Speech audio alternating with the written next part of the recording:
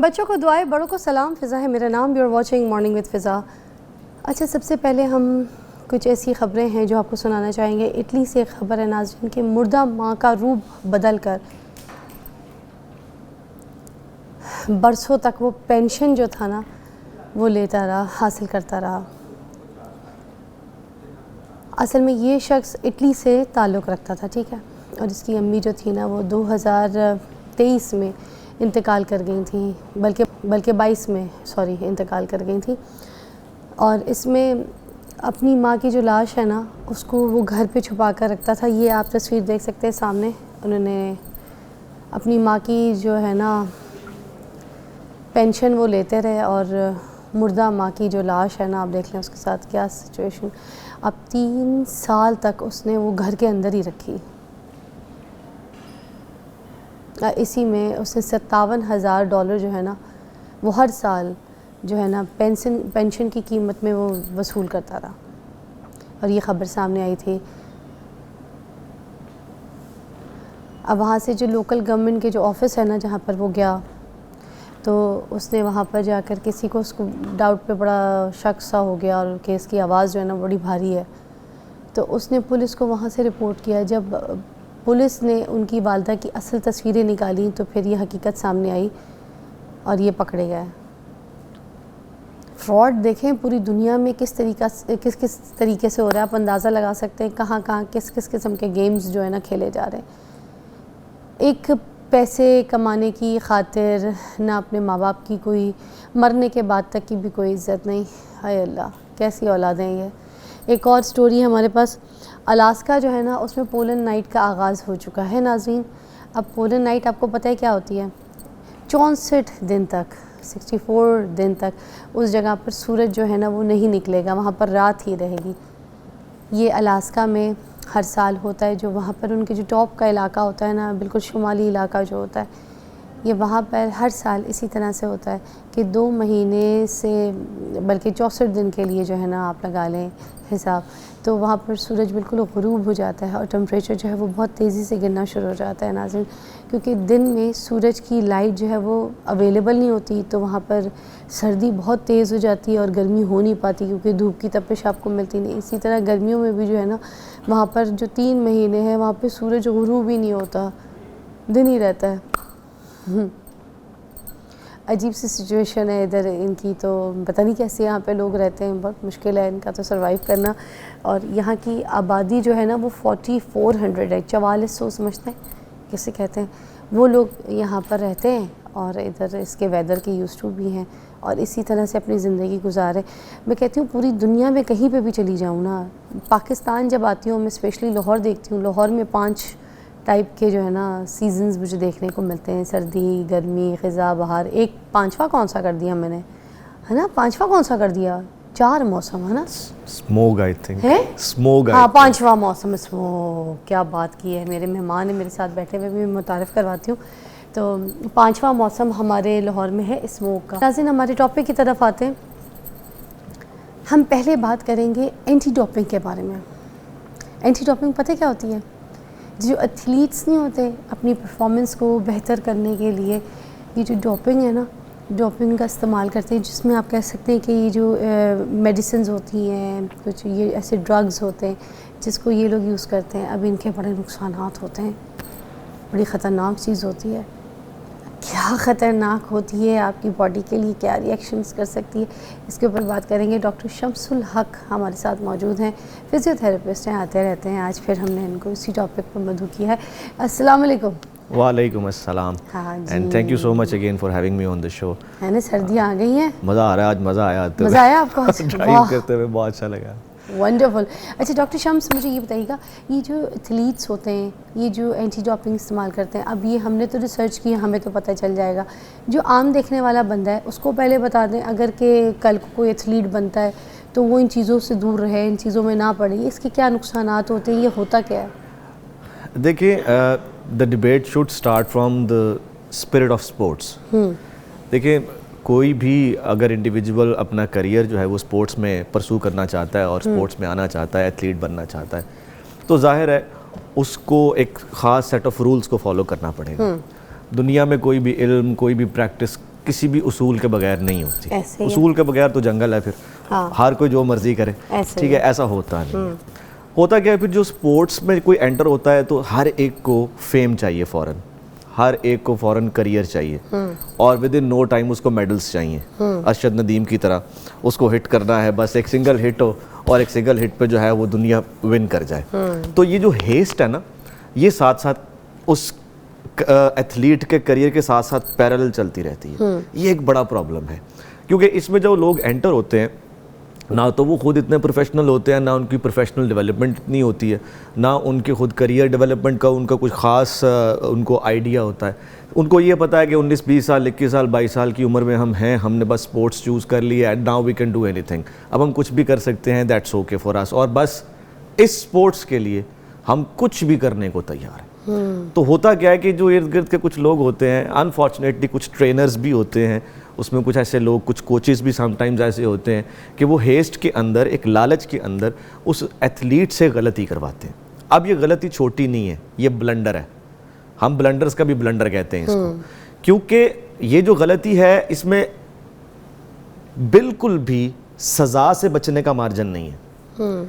सज़ा मिलेगी अगर ऐसा किया कि किसी शख्स ने अपनी परफॉर्मेंस को इन्हांस करने के लिए, जैसे रनिंग को, स्ट्रेंथ को, एंड्योरेंस को, एजिलिटी को, रिफ्लेक्सेस को, हार्ट रेट को बेहतर करने के लिए अगर कहीं कोई ड्रग यूज़ की है, कोई मेडिसिन यूज़ की है, तो वो मेडिसिन किसी भी वक्त ट्रेस आउट की जा सकती है। ये ड्रग्स कौन सी होती हैं? बहुत सी ड्रग्स, मतलब वैसे कौन सी ड्रग्स होती हैं?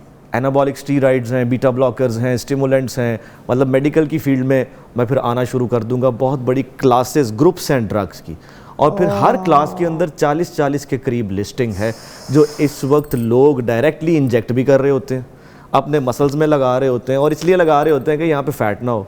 तो ये करती कैसे? ये इसलिए लगाती है कि उस जगह पे फैट ना आए, फैट ना आए, मसल बेली बढ़ जाए, मसल बल्क बढ़ जाए। जैसे ही मसल का बल्क बढ़ता है तो मसल की स्ट्रेंथ इंक्रीज होती है, मसल की इंड्योरेंस इंक्रीज होती है। तो अब वो for the time being short term उस वक्त तो उसको बेनिफिट्स हो जाते हैं, लेकिन इन स्टीरॉइड्स के जो बेनिफिट्स हैं वो यहाँ तक है कि they lead to cardiac arrest. 1960 में सबसे पहली एथलीट की डेथ हुई है, जब से ये डोपिंग को पकड़ना शुरू किया फिर, और उसके बाद 1988 में जाके वर्ल्ड एंटी डोपिंग एजेंसी बनाई गई, दैट इज वैडा, और उस वैडा के अंडर आज भी पूरी दुनिया में तमाम स्पोर्ट्स हो रही हैं। अब वैडा क्या कर रही है कि वैडा ने आगे एजेंसीज बनाई हैं, वो एजेंसीज हर मुल्क में काम कर रही हैं, और हर मुल्क का जो स्पोर्ट्स का डिपार्टमेंट है वो उन एजेंसीज को बिल्ड भी कर सकता है खुद, लेकिन गाइडलाइन और वो जो ड्रग्स हैं और उन ड्रग्स की जो लिस्टिंग है वो वैडा ही करती है, वो वैडा के अंडर ही चल रही है। डॉक्टर शम्स, इधर से ही हम कंटिन्यू करेंगे, एक ब्रेक लेते हैं। ख़ास तौर पे आज का शो जो है ये एथलीट्स जो बच्चे बनना चाहते हैं ना, और ये जो डोपामिन का इस्तेमाल करते हैं, उनको ये पता होना चाहिए कि डोपिंग क्या चीज़ होती है। जो बॉडी बिल्डिंग करने जा रहे होते हैं ना, ठीक है, आजकल तो वैसे ही बॉडी बनाने के लिए भी लोग इसको शुरू कर देते हैं। ब्रेक के बाद इस पर बात करते हैं।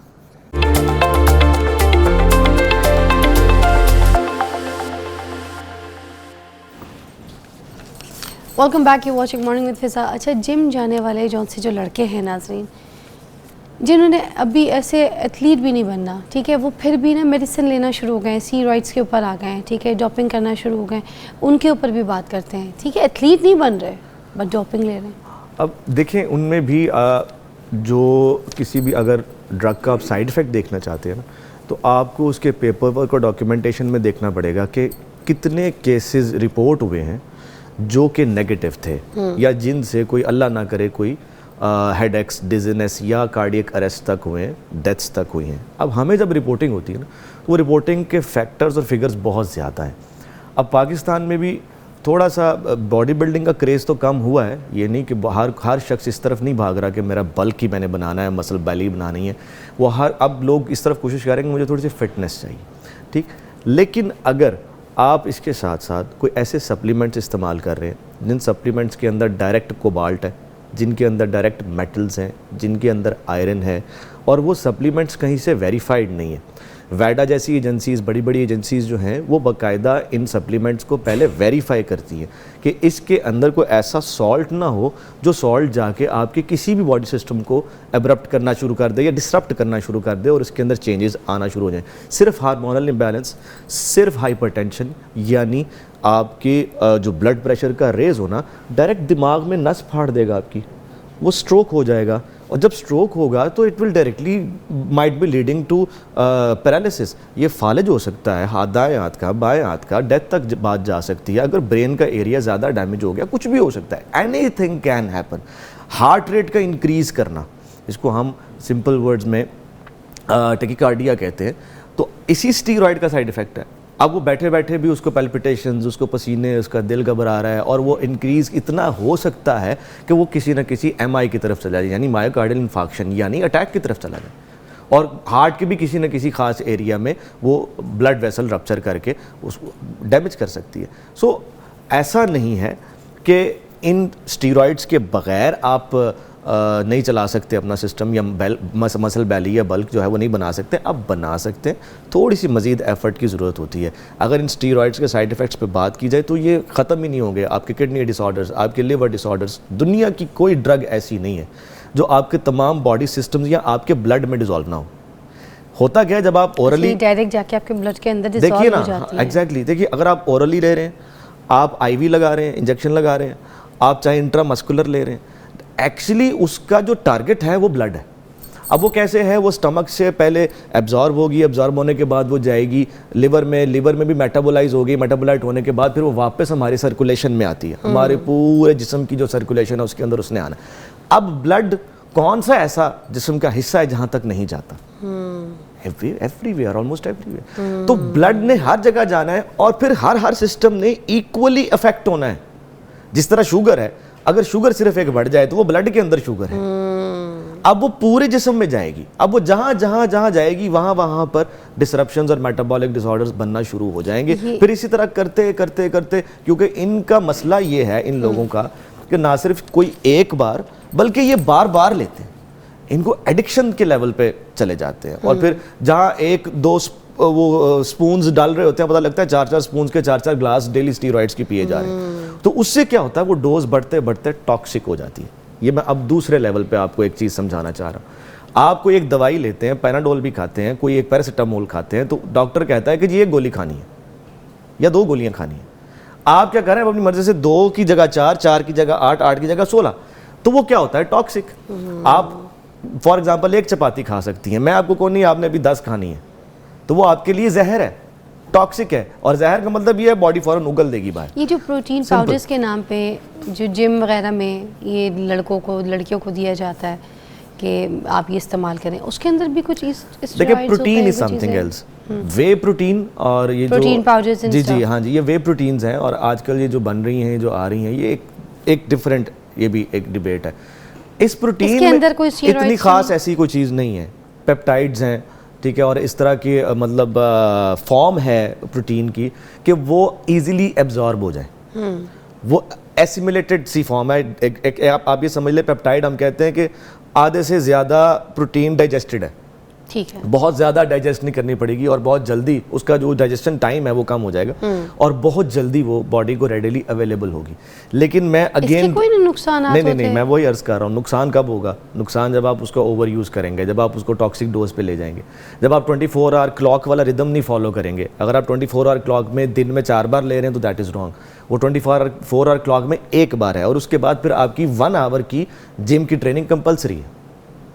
फिर ये भी डिपेंड करता है कि कुछ लोगों को एलर्जीज होती हैं, they are hypersensitive to certain proteins और सर्टेन पेप्टाइड्स, तो पहले उनको वो भी चेक करना पड़ता है। एक टेस्ट डोज हम इसलिए हमेशा देते हैं, आपने देखा होगा कोई भी जिम वाला भी देना तो वो कहता है जी इसको खोल के ना एक बार पहले खा के पी के देखें क्या फ़र्क पड़ता है। तो अगर थोड़ा बहुत आप समझते हैं कि आपका बॉडी एडजस्ट कर रहा है तो ओके, लेकिन बहुत से लोगों को ये एडजस्ट नहीं हो पाता, उनको ये सूट नहीं करता। इसमें लेना गलत नहीं है, अगेन आई एम सेइंग, लेकिन अगर इसके साथ किसी को कोई और डिसऑर्डर है, कोई हार्ट डिसऑर्डर है, कार्डियोवास्कुलर डिसऑर्डर है, एंडोक्राइन डिसऑर्डर है, कोई दिमाग का कोई और प्रॉब्लम है, तो उसको पहले एटलीस्ट अपने फिजिशियन से कंसल्ट लाजमी करना चाहिए। बिकॉज ये ऐसे सब्सटेंसेस होते हैं, again I am saying last final word, ये ऐसे सब्सटेंसेस होते हैं कि इनके अंदर बॉडी सिस्टम्स को ऑल्टर और चेंज करने की एबिलिटी होती है। ड्रग कहते ही उसे हैं। ठीक है, आप हमारे साथ ही हैं, एक ब्रेक लेंगे, उसके बाद हिप और नी रिप्लेसमेंट की जो है ना हम उसके बाद जो एक्सरसाइजेज है वो बताएंगे, यहाँ पर करके भी दिखाएंगे, तो हमारे साथ रहिएगा ब्रेक के बाद।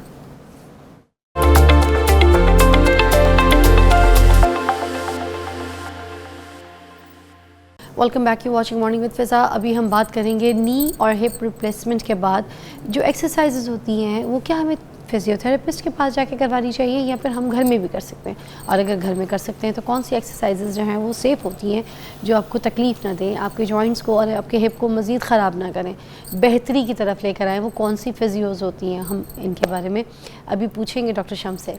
अच्छा जी, कौन कौन सी फिर एक्सरसाइजेज जो हैं वो सेफ़ हैं जो रेकमेंड की जाती हैं? We'll start from some exercise if somebody can join me, या नहीं मैं ज्वाइन करवाऊंगी, बट वैसे मैं आपसे पूछ रही थी जैसे स्विमिंग का बड़ा रेकमेंड करते हैं लोग, साइकिलिंग के लिए भी कहते हैं फिजियोज एंड एक्सरसाइजेज में, ये चीज़ें ठीक हैं या नहीं? टोटली इनकरेक्ट, बिल्कुल गलत है। अच्छा, ऐसा होता ही नहीं है। हिप रिप्लेसमेंट्स के बहुत मुख्तलिफ प्रोसीजर्स हैं, हर प्रोसीजर के मुताबिक उसकी फिजियोथेरेपी की एक्सरसाइजेज हैं और उसकी फिजियोथेरेपी के प्लान्स हैं। अब होता ये है कि कुछ हिप के रिप्लेसमेंट्स ऐसे हैं जहाँ पर तो 3 महीने तक वेट बेयरिंग ही नहीं करते।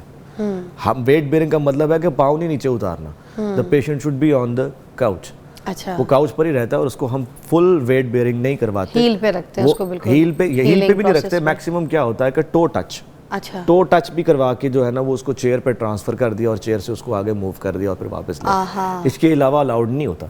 इसी तरह जो नी रिप्लेसमेंट है, हाँ, नी रिप्लेसमेंट में थोड़ा डिफरेंट प्रोटोकॉल है। जब घुटना बदल जाए तो उसके बाद तो 24 आवर्स टू 48 आवर्स के अंदर अंदर with in the hospital he patient को चलाना ज़रूरी है। अच्छा, उसको हम वॉक करवा देते हैं, ठीक है, क्योंकि उससे वो बैलेंस बिल्ड करता है, प्रोप्रायोसेप्शन आती है और उसका कॉन्शियसनेस देखा जाता है कि वो किस किस हद तक मतलब बर्दाश्त करता है, चक्कर तो नहीं आ रहे पेशेंट को, ठीक है, वो इम्प्लांट किस हद तक सही फिटिंग में है। तो ये चीज़ें देखने के लिए उसको वेट बेयरिंग हम 24 घंटे से 48 घंटे के अंदर करवा देते हैं। 3 से 4 बाउट्स यानी 3 से 4 बार रिपीट किया जाता है, 1 से 2 मिनट की वॉक भी, ठीक। तो जो वेट बेयरिंग है वो तो दोनों के केसेस में वेरी करती है, घुटने में लाजमी करेंगे, हिप रिप्लेसमेंट में लाजमी नहीं है। नहीं तो अब घुटने और हिप रिप्लेसमेंट दोनों के केस में ऐसा नहीं होता कि पेशेंट बार बार जो है ना वो क्लिनिक विजिट कर सके, क्योंकि हिप रिप्लेसमेंट में तो वैसे ही वो बेड रिडन है और वो मूव नहीं कर सकता, तो वहाँ पर उसको या तो घर पे कोई बेहतर प्लान या जो बेस्ट ऑप्शन है आई वुड से कि वो एक फिजियोथेरेपिस्ट स्पेशलाइज्ड जाके सुपरवाइज्ड तरीके से उसको करवाए। देखिए इसमें इतनी सी बात है कि मैं अगर आपको परफॉर्म करके दिखाऊं तो कोई अगर हिप की रिप्लेसमेंट हुई है, मैं कहता हूं कि यहाँ से यहाँ तक घुटना आना चाहिए, इस तरह मूव कर रहा हूँ यहाँ से यहाँ तक आना चाहिए, नहीं जी यहाँ से यहाँ तक नहीं आया, आपने यहाँ तक ले गए तो वो जॉइंट निकल जाएगा। आय हाय। और फिर उसके बाद जो शुरू होगा वो बददुआएं होंगी सबसे पहले और जो हमें मिलती रहती है, अल्लाह ना करे, नहीं हमने उससे बचना है। अहमद आइएगा। ओके, अहमद जो है आपके साथ करके प्रैक्टिस करके सबको दिखाएंगे भी, जिस तरह से आप अहमद को करा रहे हैं वही आपने जो लोग देख रहे हैं जिनका हिप का और ये बहुत इंपॉर्टेंट इन्फॉर्मेशन है जी, इतनी इम्पॉर्टेंट है कि मतलब लोग अगर इसको फॉलो करें तो मोस्ट प्रोबेबली अपने अर्ली फेजेस को तो बहुत आसानी से मीट कर सकते हैं। नाउ कंसीडर कि ये जी हिप रिप्लेस नी रिप्लेस हो चुका है फॉर एग्जांपल, तो हम क्या करते हैं, बिल्कुल नी के नीचे से यूँ उसको लिफ्ट किया, थोड़ा सा बेंड किया और बेंड करने के बाद नीचे एक कुशन या आप कुछ भी रख सकते हैं, टॉवल भी रोल करके आप रख सकते हैं। और इसके बाद इसमें ख्याल जो रखा जाता है कि हील रेज नहीं होगी। अगर यहाँ से हील रेज होगी तो जब नी रिप्लेस होता है तो यहाँ पर बहुत बड़ी एक स्टिच लाइन होती है, वो स्टिच लाइन 33-34 स्टिचेस की होती है, 34 टांके लगे होते हैं। अब 34 टांके और उसके अंदर जाहिर है कट्स हैं और वो अभी जख्म बिल्कुल नया है, तो यहाँ पर हील रेज करने से नीचे से लेके ऊपर तक पूरी टांग में शदीद पेन जाएगा और वो पेन फिर अल्लाह ना करे वो फिर ब्लीडिंग की तरफ और टांके भी जो है ना वो ख़राब हो सकते हैं। तो हम कोशिश यहाँ पर ये करते हैं कि हील नीचे रहेगा और जो नी है वो सपोर्टेड होगा जिसके नीचे पिलो होगा। अब क्या होगा कि पेशेंट को कहा जाएगा अब नी से नीचे इसको दबाओ, स्लाइड सा दबाना है, दबाओ उसमें प्रेशर देना है, प्रेशर देना है और फिजियोथेरेपिस्ट फील करेगा कि ये प्रेशर दे रहा है या नहीं दे रहा, कितना दे रहा है, कम दे रहा है, ज्यादा दे रहा है, ये सारा फील फिजियोथेरेपिस्ट के हाथ का कमाल है। ठीक, इसको होल्ड किया जाता है 5 से 10 सेकंड और फिर पेशेंट को कहा जाता है आप छोड़ दें। We call it as quad squeeze. ये क्वाड स्क्वीज एक्सरसाइज है, ये इसलिए की जाती है कि घुटने की रिप्लेसमेंट के बाद सबसे पहले ये जो थाई के अगले मसल है सारे कमजोर हो जाते हैं। अब ये कमजोर हो जाते हैं तो इनको स्ट्रेंथ फौरन देनी है और स्ट्रेंथ के लिए हम इस तरह माइल्ड क्वाड स्क्वीज जो है वो शुरू कर देते हैं।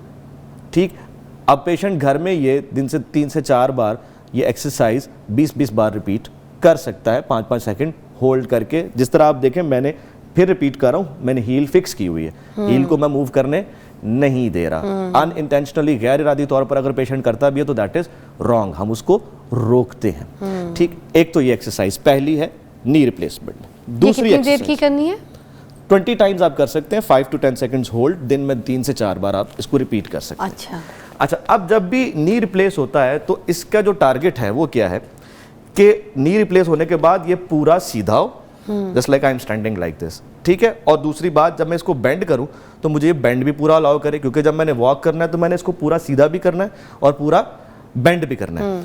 अब अर्ली यानी पहले हफ्ते से लेकर 6 हफ्ते तक का जो गोल है वो ये है कि घुटना कम से कम सीधा लाजमी हो। अच्छा, पेशेंट क्या करता है, क्योंकि यहाँ पे टांके लगे होते हैं और उसने ब्रेस पहना होता है, तो वो अपने घुटने को हल्का सा बेंड रखता है। अच्छा, इसकी वजह से अल्लाह ना करे अंदर भी ज्वाइंट में कॉन्ट्रैक्चर, ज्वाइंट में टेंशन आ सकती है और ऊपर कॉन्ट्रैक्चर बन सकता है। कॉन्ट्रैक्चर का मतलब होता है पट्टे सारे खिंच गए। अच्छा, अब वो उसके लिए ज्यादा पेनफुल होगा। उससे बचने के लिए फिर हम जो अर्ली एक्सरसाइज करवाते हैं वो ये है कि अब आप यहाँ पे गौर करें, knee is a bit in the air, ठीक है, और हील के नीचे मैंने ये सपोर्ट रख दिया।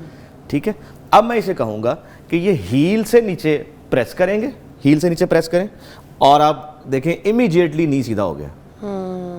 फिर ऑब्जर्व कीजिएगा, हाँ, इमीडिएटली एक्सटेंड हो गया। अब छोड़ो बेटा छोड़ो, अब आप फिर दबाओ, सी दिस, इमीडिएटली एक्सटेंशन में चला गया। तो ये एक्सटेंशन करना बेहद जरूरी है। थोड़ा सा हम इसको बेंड भी करवा देते हैं, फिर यहाँ से थोड़ा सा हम दोबारा असिस्ट करके सीधा भी करवा देते हैं।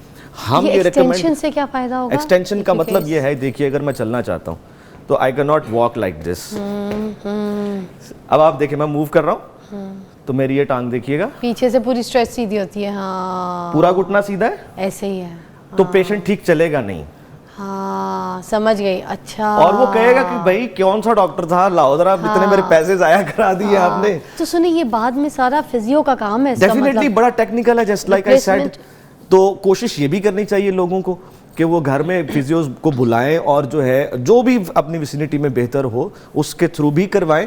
और दूसरी चीज ये होती है, ये तो ये वाली कहानी है ना कि गलत फिजियो के हाथ चढ़ गए तो नी भी गया, जो डलवाया वो काम वो भी गया। दुरुस्त बात है, इसमें कोई दो राय नहीं है। ये नहीं कि if I am the physio तो मैं सबकी फेवर करूंगा, नहीं। ये गलत है, अगर किसी से हो जाए तो ये बहुत खतरनाक है, ये नहीं होना चाहिए। सर, हम यहीं से दोबारा कंटिन्यू करेंगे और मैं आपको ये बता दूं, ये बात मजाक के अलावा मैं बिल्कुल सीरियस बता रही हूँ। मेरी क्योंकि फैमिलीज़ में बहुत बच्चों के बड़े फ्रैक्चर हुए, अब उनके सीन ऐसे हुए कि आफ्टर द फ्रैक्चर जब वो बोन अपनी जगह जुड़ जाती है या कोई उसकी जो ऑपरेशन कामयाब हो जाती है, बाद में काम होता है आपका फिजियो का। अगर फिजियो आपको सही एक्सरसाइज नहीं बता रहा, हाथ टूटने की, टांग टूटने की, कोई भी कंधे खिसक जाने की, तो फिर उसके बाद आपका काम ख़राब ही है। आपके ऑपरेशन का, सर्जरी का कोई फ़ायदा नहीं है जब तक कि आपको सही एक्सरसाइजेस ना करवाए आपका फिजियो भी सही होना ज़रूरी है। एक ब्रेक के बाद मिलते हैं।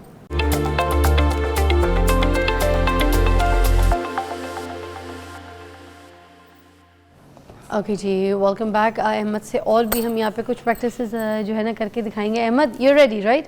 ओके, अब हम क्या बताने लगे? हम नी रिप्लेसमेंट पे बात कर रहे थे। 2 एक्सरसाइजेस मेजर मैंने बताई, वो ऐसी थी कि पेशेंट ने हर सूरत करनी ही करनी है, उसमें कोई माफ़ी नहीं है किसी भी तरह की। ठीक है, अच्छा, अब इसके अलावा ना लोग अब एक गलती क्या करते हैं, मैं इसीलिए थोड़ा सा ज़रा डिजिटल वर्ड से इख्तलाफ करता हूँ कि वेरीफाइड बातें नहीं होती समटाइम। अब क्या करते हैं, लोग समझते हैं कि जिस तरह सीधा करना है तो घुटना बेंड भी करना है, तो बेंड करने के लिए उसी वक्त लोग ये काम शुरू कर देते हैं जिसको हम हील स्लाइड कहते हैं। हाँ। ठीक है, याद रखिए नी रिप्लेसमेंट में पहले 6 हफ्ते ये नहीं करते। ओके, क्यों? और इससे जितनी क्या बार होगा? करेंगे पेन आएगा, because stitch line is compromised. अच्छा, क्योंकि स्टिच लाइन डायरेक्ट इन्वॉल्व होगी। जैसे ही वो बेंड और प्रेस करने की आप कोशिश करेंगे, मजीद बेंड और प्रेस करने की कोशिश करेंगे, टांके पॉप अप होना शुरू हो स्टिच जाएंगे। लाइन कहाँ पे होती है मोस्टली? डायरेक्ट क्वाड्स के ऊपर, अच्छा, जहाँ पे ये मेरा हाथ है, बिल्कुल नी के अगले हिस्से पे, ऊपर से लेके नीचे तक। अच्छा, तो अब जैसे ही आप बेंड करेंगे उसके ऊपर शदीद स्ट्रेस आएगा। बेंड मजीद करने की कोशिश करेंगे और स्ट्रेस आएगा। टांके खुल सकते हैं, खुल भी सकते हैं, पस भी पड़ सकती है और फिर उससे ज़्यादा इन्फेक्शन करेंगे। तो हम इसमें ये नहीं करते। हमारे लिए जो बेंडिंग करवाने का बेहतरीन टूल है वो वॉक है। हम पेशेंट को कहते हैं कि वॉक, वेट बेयरिंग करो। वेट बेयरिंग से ज्वाइंट काफ़ी लाइट हो जाता है और उसकी प्रोप्रियोसेप्शन बैलेंस अच्छा रहता है। ठीक है, तो एक तो आपने ये नहीं करनी। ठीक है। अब फर्ज करें किसी पेशेंट की हिप रिप्लेसमेंट हुई है, हिप रिप्लेसमेंट पे आ जाता है। तो हिप रिप्लेसमेंट के केस में क्या है कि एक तो बहुत इंपॉर्टेंट चीज़ ये होती है कि जो हिप्स हैं, देखें इस बच्चे ने क्या किया कि अपने दोनों पाँव ना अंदर की तरफ इन्वर्ट कर ली। ऐसा नहीं होता। हिप की जो रेस्टिंग पोजीशन है, इसने भी खींचे हुए हैं, रेस्टिंग पोजीशन है वो ये है, 15 डिग्रीज ऑफ स्लाइट इवर्जन। आप जब सोते हैं ना तो हल्का सा यूँ पाँव बाहर होता है, ऐसे ही है। अच्छा, एक तो ये रेस्टिंग पोजीशन बिल्ड करनी होती है। दूसरा ये है, हर हिप के पेशेंट के लिए कंपलसरी होता है कि उसने अपने नीज के अंडर, नीज के दरमियान कोई ना कोई पिलो ज़रूर रखना है। अच्छा, उससे क्या होगा? क्योंकि अब हिप के केस में जो लेग है अंदर नहीं आनी चाहिए। It should not move inside. बिल्कुल पाँव से पाँव यूँ नहीं मिलना चाहिए, क्योंकि जैसे ही पाँव से पाँव मिलेगा तो इसका सॉकेट बाहर आ जाएगा। अब आपने तो अभी उसको रिप्लेस करवाया है और यहाँ पर इसके स्टिच लाइन भी होता है। ठीक है, तो किसी भी सूरत ना सर्जन ना किसी कोई भी मतलब ये अलाउ नहीं करता कि आपने इनसाइड, बल्कि इवन आप हॉस्पिटल्स में भी देखेंगे तो हम क्या करते हैं, दरमियान में एक पिलो रख देते हैं। अच्छा, और वो पिलो कंपलसरी होता है और पेशेंट को, अटेंडेंट को बता देते हैं कि इसको हटाना नहीं है, ये ऐसे ही रहेगा। हिप का जो पेशेंट है उसके लिए ये थोड़ी सी एक सख्ती है। अच्छा, कि उसको ये बर्दाश्त करनी पड़ेगी, अदरवाइज जो है ना उसका जो सॉकेट है वो निकलने का बहुत ज़्यादा, जो बॉल है सॉरी, वो निकलने का बहुत ज़्यादा खदशा होता है और वो निकल भी जाता है बहुत से पेशेंट्स को जिनको नहीं पता होता। ये कब तक क्वेश्चन रख के सोना होता है? ये डिपेंड करता है सर्जरी पे। कुछ पेशेंट्स ऐसे होते हैं जिनकी सिर्फ बॉल डाला जाता है, आम अल्फाज में बता रहा हूँ, तो उनमें हम ये अलाउ ही नहीं करते। और कुछ ऐसे होते हैं जिनमें बॉल के अलावा पूरा इम्प्लांट लगाया जाता है, तो उनमें हम किसी हद तक रिलैक्सेशन दे देते हैं। ओके, ठीक है। अब हिप के पेशेंट के लिए जो बहुत इंपॉर्टेंट एक्सरसाइजेज हैं उसमें सबसे पहले है स्ट्रेट लेग रेज, उठाएं। लेकिन ये स्ट्रेट लेग रेज आप गौर कीजिएगा, इस 30 to 40 डिग्री से ऊपर नहीं जाना चाहिए। वंस अगेन, अगर मैं इसको यूं रेज करता हूं तो जो बॉल है वो यूं नीचे की तरफ जाते हुए पीछे से निकल जाएगा। अच्छा, क्योंकि बॉल एंड सॉकेट ज्वाइंट है ये। हाँ, ठीक है, बॉल के अंदर जो बॉल जो है ना सॉकेट के अंदर मूव कर रहा है। हाँ, तो आप जितना इसको रेज करते जाएंगे तो ये सॉकेट से निकल जाएगा। सही। right. तो हिप रिप्लेसमेंट में जो सबसे पहली चीज़ है कि वो आपने 40 डिग्रीज तक, 30 to 40 डिग्रीज तक इसको रेज करना है, लेग को डाउन कर लेना है, रेज करना है, डाउन करना है। ये किसी की सपोर्ट से या खुद भी कर सकता है पेशेंट, अगर उसको पेन फ्लेयर नहीं है, और किसी की सपोर्ट से भी कर सकता है। ठीक है, ये मैं वही कुछ बता रहा हूँ जो घर में आप एहतियात के साथ किसी एक्सपर्ट के हाथ के थ्रू, किसी सीनियर समझदार बंदे के थ्रू आप कर सकते हैं। सबसे इंपॉर्टेंट बात, बच्चे को किसी करीब नहीं आने देना जब भी सर्जरी हो। थैंक यू अहमद, बहुत बहुत शुक्रिया। और अच्छा, कुछ एक्सरसाइजेज हैं जो कि अभी भी रह गई हैं, मगर हम नेक्स्ट एक प्रोग्राम दोबारा रखेंगे ताकि उसमें ये प्लान कर लें, बिकॉज़ जितने भी लोगों की नी सर्जरी है, ये हिप रिप्लेसमेंट होती है, तो उसके बाद उनके लिए एक्सरसाइजेज कौन सी सही हैं वो उनको जानना बहुत ज़रूरी है। तो सोशल मीडिया पर अगर जाएँ तो हमें सही एक्सरसाइज करके दिखाने वाली जो रील्स हैं वो बहुत कम मिलती हैं, तो ये आप ज़रूर देखिएगा, अपने पास सेफ रखिएगा। Thank you so much doctor Shams, आपको मिलते हैं ब्रेक के बाद।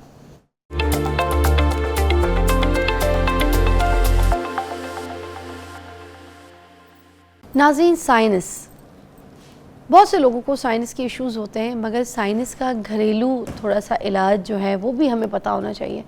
उसके अलावा जो एलर्जी होती है इस मौसम में, स्पेशली छींकें आना शुरू हो जाती हैं, हमें एलर्जी जो है ना हमारे दिमाग तक चढ़ जाती है छींकों की वजह से, हमारा सांस जो है ना वो भारी भारी रहता है, नाक हमारा बंद रहता है, ऑल्सो साइनस की वजह से भी।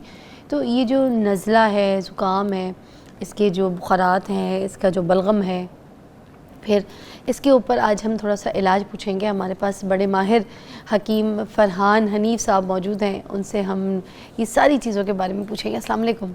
वालेकुम सलाम वरहमतुल्लाहि वबरकातुहू। कैसे फरहान भाई? अल्हम्दुलिल्लाह, अल्लाह का एहसान, शुक्र अल्लाह का। मौसम वैसे ऐसा है कि सबकी तबीयत जो है ना ऐसी ही भारी भारी रहती है। बिल्कुल ऐसा। ये कहना बिल्कुल गलत नहीं होगा अगर मैं कहूँ कि हर किसी के साथ जो है ना गले के मसले, एलर्जीज़ ये चल रही है, क्योंकि हमें अभी स्मोक की वजह से, इस मौसम की वजह से ये सारे जो है ना डिसीज़ हमें वायरल जो है ना ये सब कुछ तंग कर रहे हैं। अब बताइए इस मौसम में हम क्या कर सकते हैं जिससे हमें हमारा नज़ला ज़ुकाम जो है वो थोड़ा सा उसको हम नॉर्मल कर सकें? रब्बि इश्रह ली सदरी वयस्सिर ली अमरी वहलुल उक़दतम मिन लिसानी यफ़क़हू क़ौली। सबसे पहले तो हम एहतियात की तरफ जाएंगे, क्योंकि जो एहतियात है वो इलाज से बेहतर है, दवाइयों से बेहतर है। तो एहतियात में सबसे पहला काम, जब ये स्मोक स्टार्ट होती है, स्मोक है क्या? ये बेसिकली धुंध और धुआं, ठीक है, स्मोक और फोग, इसका मजमूआ है।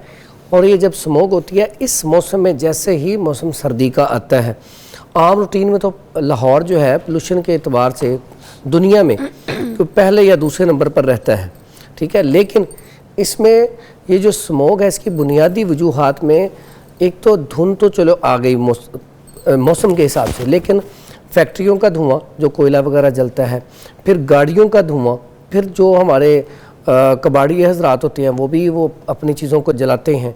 फिर ये तो एक चीज़ है ही है, आम लोग भी जब सर्दी ज़्यादा लगे तो टायर वगैरह, जूती वगैरह जला के बैठ जाते हैं। तो ये सारी चीज़ें पोल्यूशन। जूती जला के पहली मर्तबा सुना है। वो पता क्या, जूती जला के कौन वो क्या था, जूती जो पुराने जूते होते हैं ना जो फेंक देती हैं, तो वो कबाड़ी के लोग या वैसे वो उनको जला के भी वो जो होता है ना उसको भी वो बैठे होते हैं आग जला के।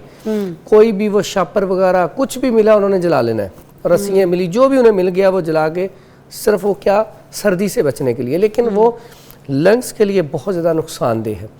अब अक्सर औक़ात हम देखते हैं, अब सूरज की जो रोशनी है जब ये स्मोक इस मौसम में होती है, तो स्मोक की वजह से ये जो ऐसे केमिकल्स वगैरह जो हवा में गर्दिश कर रहे होते हैं, ये ज़मीन से तकरीबन को 20 फीट ऊंचे लगा लें, 10-20 फीट ऊंचे तक, तो ये कम से कम ये सारा सिस्टम रहता है केमिकल्स का। तो जब धूप इनके ऊपर पड़ती है तो इससे इसका रिएक्शन और तेज़ हो जाता है, ये हमारे लंग्स के लिए नुकसानदेह हो जाते हैं। हम इससे कैसे बच सकते हैं? सबसे पहला काम तो जैसे हम कोरोना में मास्क का हम इस्तेमाल करते रहे हैं, हमें आदत पड़ी हुई है, तो इस मौसम में ख़ास करके जब स्मोक हो तो आपका गला जो है वो बड़ा बच सकता है अगर आप मास्क लगाएं, गला भी और सांस भी।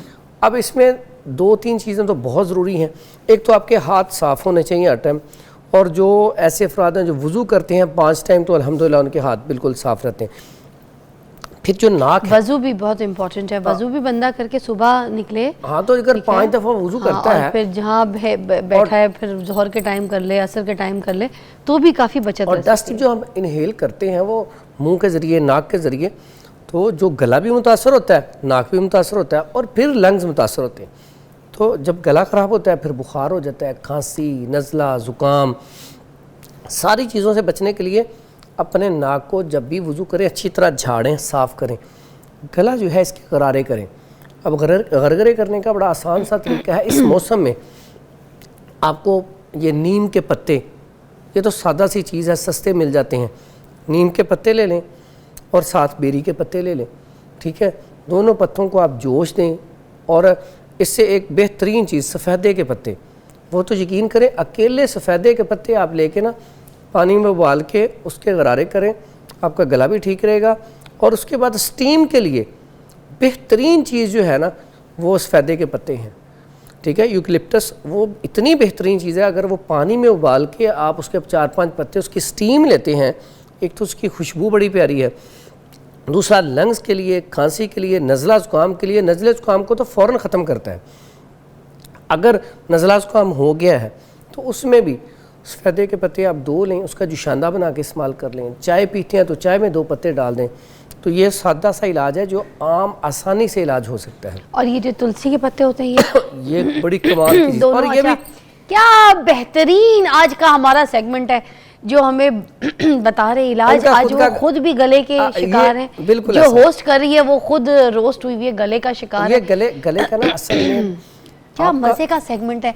लोग कहेंगे ये हमें सिखा रही है, ये हमें सिखा रहे हैं, इनकी खुद की सीखी हुई है। ये अवाम बड़ी समझदार है, उन्हें पता है कि ये वर्किंग ज़्यादा कर करके ना, काम कर करके, और इनका काम बर्डन ज़्यादा है, इस वजह से।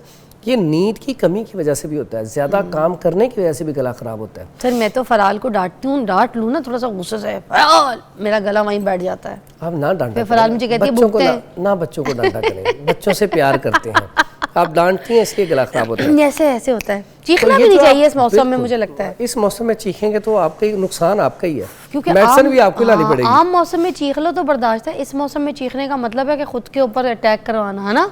बिल्कुल ऐसा। तो खट्टा भी नहीं खा सकते इस मौसम में। खट्टा तो बिल्कुल ही नहीं खाना। ये बच्चों को बड़े मज़े से ना, आजकल आपको पता है शादी की तकरीबात ज़्यादा होती हैं, फंक्शन ज़्यादा होते हैं, तो बड़े शौक से माँ बाप ना बच्चों को, मेरा बच्चा कोल्ड ड्रिंक बड़े शौक से पीता है, और ठंडी कोल्ड ड्रिंक और आइसक्रीम खिला रहे होते हैं हम, और इससे नुकसान होता है गले का। उसके अलावा हमारे बॉस हैं आज खुर्रम साहब ना, खुर्रम करीम साहब, उनकी बेटी की आज बारात है। मैंने फराल ने, हमने बड़े सच धज के जाना है। मैंने तो सोचा था आज कोल्ड ड्रिंक पी जाऊंगी, तो खाना खाऊंगी, मज़े का खाना होगा, कोल्ड ड्रिंक पी जाऊंगी, तो ना पीऊँ उस मौसम। अच्छा, कोल्ड ड्रिंक तो वैसे भी ना पिए ना, वो तो किडनी के लिए बड़ी नुकसानदेह है, और बहुत सारे नुकसान है। सिर्फ खांसी का नुकसान सर्दी में तो बिल्कुल भी नहीं इस मौसम नहीं पीनी चाहिए। और तुलसी जो आपने बात की, तुलसी इतनी इफेक्टिव चीज़ है, अगर आप तुलसी का कहवा पीना शुरू कर देना, अगर आपकी मोटापा है, आपके अंदर तोंद बढ़ी हुई है, आप मोटापा कम करना चाहते हैं, सिर्फ तुलसी के पत्ते, गला साफ करना चाहते हैं, नज़ला ज़ुकाम है, तुलसी के पत्ते लें, उसका कहवा बनाएं, उसमें थोड़ी सी अजवाइन डाल लें, और साथ थोड़ा सा टुकड़ा अदरक का डाल लें,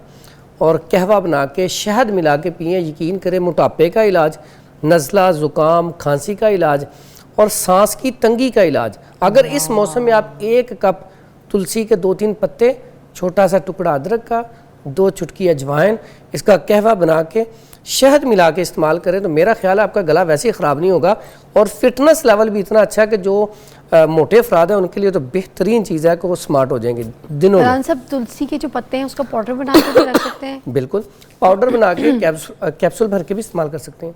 अच्छा, दोनों तरह ठीक है। तो आज हमें कौन कौन से नुस्खे बताएंगे? नुस्खे बताएंगे, लेकिन इससे पहले सबसे ज़रूरी जो है, अपने जिस्म को ढांपें। सर्दी बहुत बड़ा सबब है जिसकी वजह से सांस की बीमारियां स्टार्ट होती हैं। आपको सर्दी लग जाती है जिससे निमोनिया हो जाता है। आजकल जो छोटे बच्चे हैं उनको जब ठंड लग जाती है, बार बार आप निबोलाइज के लिए हॉस्पिटल लेके जाते हैं, सांस की तंगी का शिकार हो जाते हैं, बलगम रेशा इतना हो जाता है, चेस्ट से आवाज़ें आना शुरू हो जाती हैं। और आम जो बुज़ुर्ग हैं, याद रखिएगा, जब सर्दी आती है या गर्मी आती है, सबसे ज़्यादा या तो बच्चे मुतासर होंगे या बुज़ुर्ग मुतासर होंगे। ये सबसे ज़्यादा मुतासर होते हैं, क्योंकि इनको सर्दी भी जल्दी लगती है, गर्मी भी जल्दी लगती है, क्योंकि इनका इम्यून सिस्टम उतना पावरफुल नहीं होता, जिस्म बॉडी जो है वो कमज़ोर होती है। तो बच्चों को ख़ास करके, अब शादी ब्याह तकरीबात पे जाएं, लेकिन घरों में शहद ज़रूर रखें। शहद ऐसी चीज़ है, आपके पास कुछ नहीं है, आपको सर्दी लग गई है, आप शहद का 1 चम्मच चटा दें, या आप शहद को गर्म पानी में मिला के पिला दें।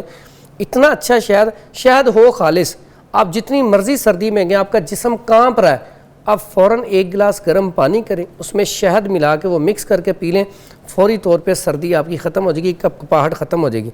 तो जर्सियाँ, सॉक्स, कैप ये ज़रूर पहने, अपने आप को बचाएं। बिल्कुल सही बात। अगर आपने अभी फ़ौरन, क्योंकि मौसम वो स्वेटर वाला नहीं आया है, अगर नहीं भी पहनना तो अंदर कोई टी शर्ट या कोई थर्मल लाइटर सा पहन के उसके बाद अपने कपड़ों को पहने। एहतियात करें। एक ब्रेक के बाद हम आपसे मिलते हैं।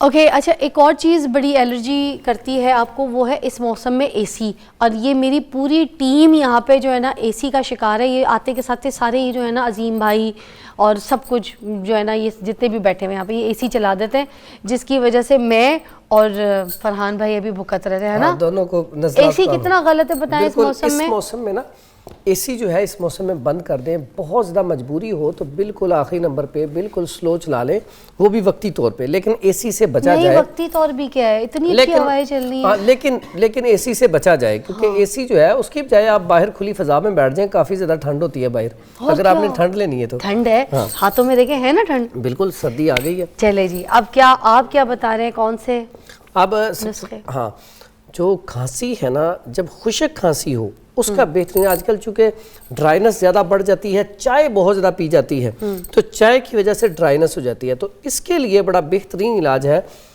ये हमारे पास है फ्लेक्सी अलसी, ये आधा चम्मच लेके इसका कहवा बना के थोड़ा सा इसमें देसी घी शामिल करके ये अगर इस्तेमाल किया जाए तो बेहतरीन है खुशक खांसी के लिए। किस तरह? आधा चम्मच अलसी का, ओके, इसका कहवा बना लें। कहवा बना लिया उसके बाद इसको भून लें। मगर भूनने ये के कहवा बाद तो नहीं बनता इसमें, वो हो जाता है ना, क्योंकि मैं बालों के लिए हाँ इस्तेमाल जी, करती हूँ। लेस यही तो मैं लेस ही तो चाहिए, खुशक खांसी है ना, तो वो कहवा कैसे पियेंगे? उसमें आपने देसी घी थोड़ा सा ऐड करना है। हाँ। तो गरम गरम आपने पी लेना, शहद उसके अंदर शामिल करना है, कमाल का रिजल्ट आएगा। फिर ठंडा नहीं होने देना हमने इसको, क्योंकि तो फौरन लेस सिप हो जाए। सिप सिप लेके आपने फौरन पी लेना है। इससे क्या हो रहा है अब हमें? इससे खुशक खांसी का बेहतरीन इलाज। वाह, और सिर्फ खुशक खांसी का नहीं, अगर आपके अंदर ड्राइनेस है, चेहरा ग्लो नहीं कर रहा, उसके लिए बेहतरीन है। ठीक है, आप इसका एक और तरीका है, आप थोड़ा सा हाथ पे लें, पानी के साथ खा लें, फिर भी इसका बेहतरीन रिजल्ट है। दिखाए में इससे वो हो जाएगा, बेहतरीन है। इतना काफ़ी है? हाँ जी, ओके, देखें इतना ऐसे इन्होंने कहा है कि फांक लें, ऐसे मैंने हाथ में लिया इतना, कोई ठीक है, दिख रहा है आपको? इतना कोई लिया ऐसे, ऑलराइट, इतनी कोई मिकदार में, और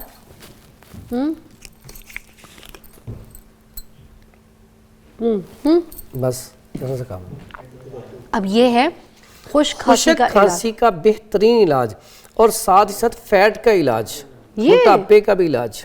ठीक है, और इसके साथ ऐसी बेटी है मेरी बहनें जिनके चेहरा बहुत खुशक रहता है, उसको ग्लोइंग लाने के लिए, हाँ। उसके लिए भी चिकनाई लाने के लिए बेहतरीन चीज़ है कि आप अलसी थोड़ी सी इस्तेमाल कर लें। और ये इसका खाने में भी फ़ायदा, बालों के लिए अच्छी है, आइज़ के लिए अच्छी है, स्टमक के लिए अच्छी है, वाह। बेहतरीन चीज़ है। आपने सुना होगा पहले अलसी की पिनिए, वो दिसंबर में ना, जैसे ही नवंबर दिसंबर आया, इंशाल्लाह कोशिश करेंगे नेक्स्ट हमारा जो एपिसोड हो उसमें अलसी के कोशिश नहीं, पिनिए, हर हाल में, क्योंकि वो मैं घर भी लेके जाऊंगी। अलसी की पिनिए बहुत खाई जाती थी, तो ये अलसी बेहतरीन चीज़ है।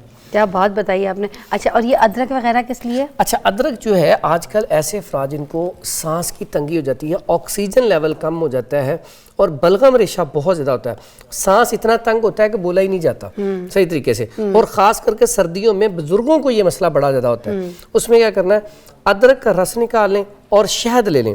ठीक है, अच्छा वाला शहद ले लें, अदरक का रस निकाल लें, दोनों चीज़ें ना मिक्स करके रख लें।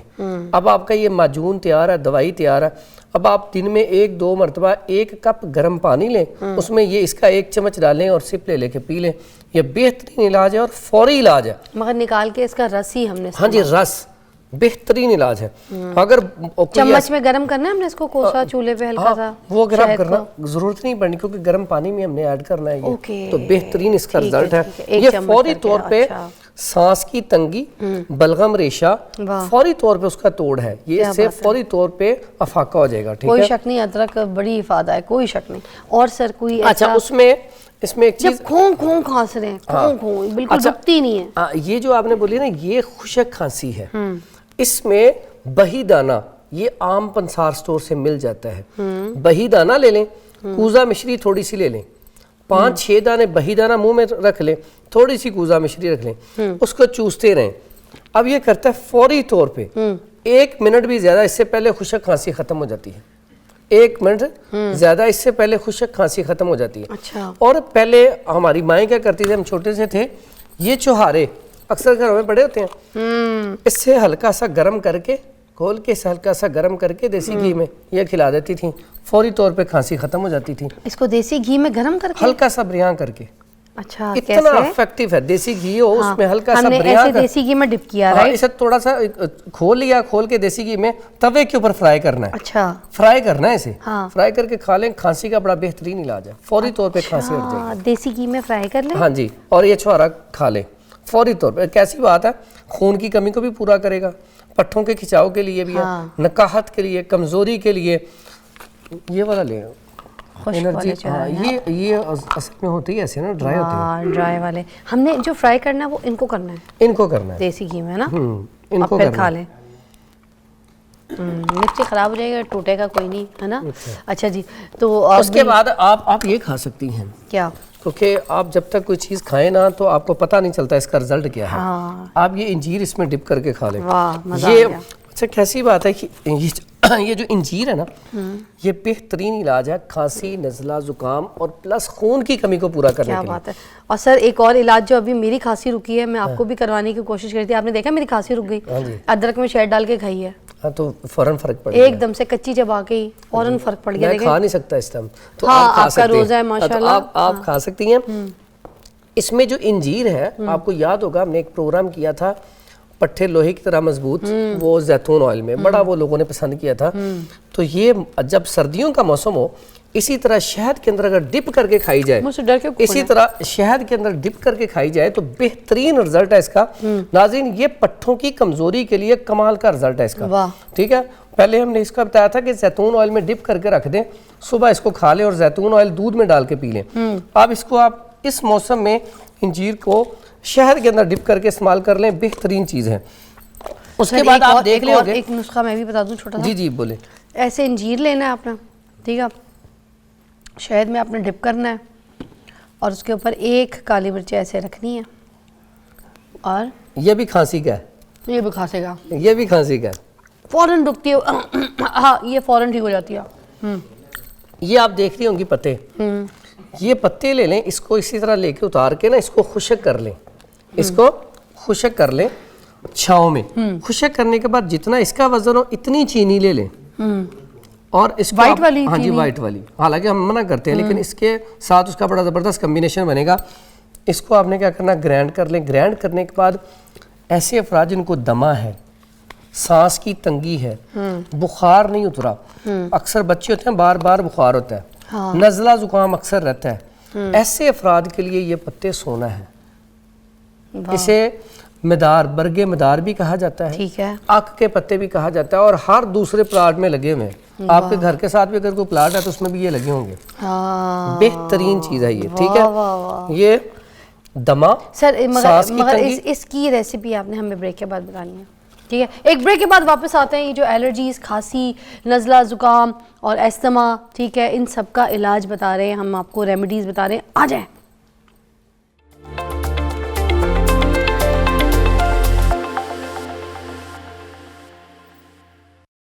Welcome back, you watching morning with Fiza. मैंने तो अपनी खांसी का इलाज कर लिया, और अब दूसरी चीज़ें जो हैं, जिसमें साइनस का एक आप बता रहे थे या दमे का बता रहे थे, इन पत्तों के साथ इसको ज़रा कंप्लीट कर दें। ये जो पत्ते हैं, हाँ जी, इसे बरगे मदार कहते हैं, और ये दमे का बेहतरीन इलाज, सांस की तंगी का बेहतरीन इलाज, प्लस नज़ला, ज़ुकाम और बुखार भी अगर रहता है, बार बार आपको बुखार हो जाता है, तो उसके लिए भी बड़ी इफ़ेक्टिव चीज़ है। इसका तरीका ये होता है कि इसको ये पत्ते लेके इसको साए में खुशक कर लें, यानी कि छाँव में खुशक कर लिए। उसके बाद जितना इसका वज़न हो तोल लें, उतने वज़न ही इसके अंदर चीनी ऐड कर लें, इसको ग्राइंड कर लें, बिल्कुल पाउडर कर लें। और इसकी खुराक क्या आएगी, 3 से 4 रत्ती, यानी कि 2 चुटकी खुराक इसकी शहद में मिला के भी इस्तेमाल कर सकते हैं, मक्खन में मिला के भी इस्तेमाल कर सकते हैं। बेहतरीन किस्म की ये चीज़ है सांस की तंगी के लिए। वाह। ऐसे मरीज जो टीबी की फर्स्ट स्टेज पे हैं उनके लिए भी इसका बड़ा ज़बरदस्त रिजल्ट है। ठीक है। और वो मुलेठी का पाउडर वगैरह जो चाट लो तो आराम आ जाती है? हाँ, मुलट्ठी बेसिकली खांसी और गले के लिए, ये देखें बिल्कुल आपने पकड़ी हुई है। अगर आपके गले की वजह से आपको खांसी है तो उसके लिए बेहतरीन है कि आप ये मुलट्ठी लें और हल्दी लें और ये सौंफ लें। ये चारों चीज़ें लेके इसके साथ ये कुट शीरी, जिसका हदीस में भी जिक्र आता है, ये लेके चारों चीज़ें इसका सर कुट शीरी की शक्ल कैसी होती है?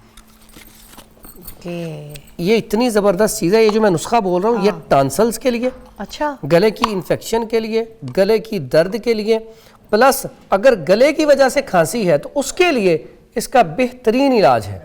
ठीक है, तो ये आपने इस्तेमाल करने का तरीका बड़ा आसान सा है। ये चम्मच का चौथाई हिस्सा शहद में मिला के अगर चूसा जाए तो ज़्यादा अच्छा है, अदरवाइज़ ये वैसे पानी के साथ भी खा सकते हैं, तो ये बेहतरीन है इसके लिए। उसके बाद आजकल जो मौसम आ रहा है इसमें ना सांस की तंगी और साथ खांसी, नज़ला ज़ुकाम, ये असल तो अगर आप बचना चाहते हैं स्मोग से और खांसी नज़ला ज़ुकाम से, मौसम आया तो हम क्या करें। बाज़ अक्सर औक़ात पूछते हैं कि साहब कोई ऐसी चीज़ बता दें जिससे हम बच्चों को देते रहें, इस बीमारियों से बचे रहें। उसके लिए आप ऐसा एक ना पैकेट बनवा लें। अच्छा। किसी भी पंसार स्टोर पे जाएं, उसे कहें अच्छा सा ना एक जुशांदा खुला बना दें। अब इसमें चीज़ें देखें, इंजीर इसमें है, मुलट्ठी इसमें है, गुलाब के फूल इसमें है, सौंफ इसमें है, लसूड़ियाँ इसमें हैं, फिर उसके बाद ख़त्मी इसके अंदर है, खबाजी इसके अंदर है, गाउज़बान इसके अंदर है, गुल बनफ्शा इसके अंदर है। अब ये सारी चीज़ें बेहतरीन है, उनाब इसके अंदर है। अब ये सारी चीज़ें आप ना 1.5-2 लीटर पानी के अंदर उबाल के रख लें और ये इस मौसम में ख़राबी नहीं होती। रोज़ाना आप आधा आधा कप बच्चों को पिलाते रहें, शहद मिला के या गुड़ का मीठा करके, तो यकीन करें नज़ला, ज़ुकाम, खांसी, चेस्ट इन्फेक्शन, गले की ख़राबी, ये सारी चीज़ों से आप बचे रहेंगे। वाह, यानी कि इतनी सारी चीज़ें एक में, क्योंकि पहले आपको याद होगा पहले खुला जुशांदा बड़ा आम घरों में पकाया जाता था, बनाया जाता था, तो ये बेहतरीन इफेक्टिव चीज़ है। अच्छा, एक छोटी सी बात आपकी बात के साथ ऐड करूँगी। अम्मी कहती थी कि ना रात को शहद थोड़ा सा मुंह में लो और थोड़ा सा चूसते चूसते सो जाओ। मतलब हम सुबह स्कूल जाते होते थे, सारी रात खांसते थे और अम्मी परेशान रहती थी कि भाई ये पूरी रात खांसेंगे, नींद पूरी नहीं होगी, उसकी वजह से सुबह स्कूल उठा नहीं जाता था। तो अम्मी कहती थी मुंह में इतना सा वो गुड़ ले लो और मुंह में रख के तो हल्का हल्का चूसते चूसते सो जाओ, उससे खांसी में बड़ी आराम रहती थी। उसमें क्या इफादियत होती है? उसमें जो शहद है ये खांसी के लिए इससे अच्छी दवाई कोई नहीं, आप बस कुछ नहीं, कोई गुड़ की भी बात करता हूँ। पहले आपने शहद की शहद अगर आप चूसते हैं अकेला ही, अगर आपको खांसी है, गला ख़राब है, मुंह के अंदर छाले हैं, गला दर्द कर रहा है, इन्फेक्शन है, अगर आपके लंग्स में इन्फेक्शन है, तब भी अकेला शहद आप चूस लें, बेहतरीन रिजल्ट है। उसको आप मुंह में डाल के चूस लें ज़रा। उसके बाद गुड़ की आप इतनी ज़बरदस्त अफादियत है, जो हमारे बुजुर्ग है ना जब भी खाना खाते थे थोड़ा सा गुड़ ज़रूर खाते थे। आज भी जो मजदूर तबका है जब काम से आता है गुड़ क्यों खाता है? पूरा दिन वो मट्टी के साथ काम करता है, तो गुड़ जो है ये ख़ास करके बलगम रेशे को निकालता है। ठीक है, अगर आपको इस मौसम में आप बचना चाहते हैं स्मोक से, तो ये अकेला काफ़ी है। गुड़ रोज़ाना रात को थोड़ा सा चूस लिया करें, आम रूटीन में इसका कहवा बना के, सिर्फ गुड़ का कहवा बना के पी लें। आज भी जो खानदानी घर है उनकी डाइनिंग टेबल पे गुड़ ऐसे शीशी में रखा हुआ होता है, जब खाना खाते हैं तो लोग वाकई इस्तेमाल करते हैं। This is a very effective thing. हम अपनी चीज़ों से दूर हो गए असल में लाइफस्टाइल हमारा थोड़ा सा चेंज हो चुका है। नहीं तो ये गुड़ के साथ अगर हम इसको देसी घी को ऐड कर दें तो ये बच्चों के लिए इतना इफेक्टिव है कि मैं कहता हूँ बच्चों का नज़ला, ज़ुकाम, खांसी ये तो सही होगा, लेकिन साथ बच्चे मोटे सेहतमंद भी होंगे। सर ये किस तरह से इस्तेमाल करना है गुड़ के साथ इसको, घी को? ये देसी घी ले लें 50 ग्राम। अच्छा। और गुड़ भी ले लें 50 ग्राम। ठीक है। अब इसको फ्राई पैन पे डाल के इसको गर्म कर लें। ओके। ठीक है, अब गर्म करके ना वो आपका तैयार हो गया। अब वो बच्चे को थोड़ा थोड़ा छिटाएं खांसी के लिए और गले के लिए। और अगर आप इसको बच्चे को सेहतमंद बनाना चाहते हैं, बच्चा कमज़ोर है, बच्चे को कॉन्स्टिपेशन रहती है और बच्चा अच्छे तरीके से खाना नहीं खाता, सेहत नहीं पकड़ रहा, आप चाहते हैं बच्चा हमारा, हर माँ की बाप की ख्वाहिश होती है बच्चा हमारा सेहतमंद लगे, दूसरों से खूबसूरत लगे, तो फिर आपने क्या करना, ऊपर से जब आपने इसको गर्म कर लिया, ऊपर से आपने देसी घी उतार लेना है, वो अलहदा कर लेना है। 1 चम्मच सुबह, 1 शाम। और इसका खाने का तरीका ये होता है कि आधा घंटा पहले और बाद में कुछ चीज़ ना खाई हो, तो बेहतरीन रिजल्ट है। ये इस्तेमाल करवाएं, यकीन करें आप कमेंट में बताएंगे वाकई कितना फ़ायदा हुआ। वाह। उसके बाद जैसे आपने ना ये खाई है ना काली मिर्च, आपको पता है एक बहुत पुराना तरीका इलाज है, उसमें मुनक्का ले लें और मुनक्के के अंदर से जो बीज है ना वो निकाल दें, बीज के अंदर काली मिर्च डाल दें जी। और ये काली मिर्च डाल के तो ये अगर खाया जाए रात को सोते वक्त, आप ये इस्तेमाल कर लें तो खांसी के लिए बड़ा कमाल का इसका रिजल्ट है। सर ये खून भी बढ़ाता है ना?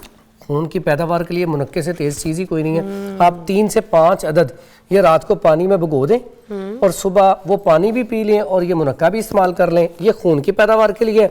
अगर आप नकाहत कमजोरी, आपकी पल्पिटेशन कमज़ोर है, तो बहुत स्लो हो गई है, तो मुनक्का वैसे ही आप खाएं, ये इम्यून सिस्टम को बढ़ाता है, फौरी तौर पे एनर्जी पैदा करता है आपके अंदर। क्या बात है। ठीक है। और इसके बाद जो आजकल छिलके, लहसुन भी बता दें इससे पहले के टाइम, लहसुन क्यों रखा है? अच्छा, लहसुन रखने का मकसद ये था कि आजकल के मौसम में आप लहसुन और अदरक ये 2 चीज़ों का कहवा बना के उसमें शहद मिला के ये ज़रूर इस्तेमाल करें इस मौसम में, क्योंकि ये जितने भी ये वायरल इन्फेक्शन है ना उसके लिए बड़ा कमाल का रिजल्ट है। अच्छा, ये लहसुन एक और चीज़ के लिए भी बड़ा अच्छा है सर, ये एक लहसुन मुझे छील देंगे? ये खून को पतला करने के लिए, कोलेस्ट्रॉल के लिए, ट्राइग्लिसराइड के लिए इसका कोई सानी नहीं है, ये इसका कोई सानी नहीं है। हाँ, और अपनी ज़िंदगी में ना एक और चीज़ को ज़रा ऐड कर लें, जहाँ फरहान भाई ने इतनी अच्छी चीज़ें बताई हैं, एक जो मैं अपनी ज़िंदगी में सारी ज़िंदगी से करती आ रही हूँ, आज तक कर रही हूँ, ये लहसुन का आपने जवा लेना है। सुबह जब भी आप नाश्ता कर लें, नाश्ते से पहले, मैं तो नाश्ते से पहले लेती हूँ, ऐसे जैसे मेडिसिन लेते हैं मुँह में। और इसका फ़ायदा यह है कि आपके खून की सर्कुलेशन तेज़ रहेगी, आपका ब्लड प्रेशर हाई नहीं रहेगा, आपका कोलेस्ट्रॉल नहीं बढ़ेगा, आपका ट्राइग्लिसराइड नहीं बढ़ेगा, गंदी बर्ब्स नहीं आएंगी, हाँ बादीपन से फिर मोटापा नहीं आएगा। सबसे बड़ी बात, मोटापा नहीं आएगा। ठीक है, तो ये बेहतरीन चीज़, आपका लिवर फैटी नहीं होगा। फिर मुंह की बदबू अगर लहसुन में आपको फील हो रहा है, तो इसी तरह से कोई भी आपको नुस्खा, जितने सारे नुस्खे अभी इधर इन्होंने बताए, कोई सा भी नुस्खा ऐड कर ले, इसमें गुड़ वाला, शहद वाला, मुनक्के में काली मिर्च डाया, ऐसा खा ले, मुंह की स्मेल भी ख़त्म हो जाएगी। ऐसे ही ना? बिल्कुल ऐसा है, बिल्कुल ऐसा है। और थोड़ी सी सौंफ भी चाहे तो ले लें। अब हम एक ब्रेक लेंगे, ब्रेक के बाद एक और नुस्खा ज़बरदस्त आपको दिखाते हैं, आ जाए।